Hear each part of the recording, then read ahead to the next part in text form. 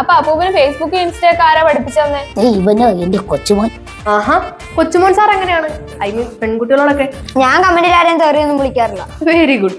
ഇൻബോക്സിൽ പോയി ഫ്രണ്ട് ആക്കാവോന്ന് ചോദിക്കും, അത്രേ ഉള്ളൂ. ആഹാ, എന്നിട്ടും സെറ്റ് ആയില്ലേ ഫോളോ ആക്കാവോ ക്രഷ് അടിച്ചോ പല പല നമ്പറൊക്കെ ഇറക്കും. എന്നിട്ട് മൈൻഡ് ചെയ്തില്ലെങ്കിൽ എന്നിട്ട് അവൾ സെറ്റ് ആയില്ലേ അവളുടെ കൂട്ടുകാരികളോട് ഞാൻ കമ്പനിയാവും, എന്നിട്ട് അവൾമാര് വഴി ഓപ്പറേറ്റ് ചെയ്യും. എന്റെ മോനെ, കോഴി എന്ന് പറഞ്ഞാൽ ഇജാതി പ്രോ ലെവൽ കോഴി.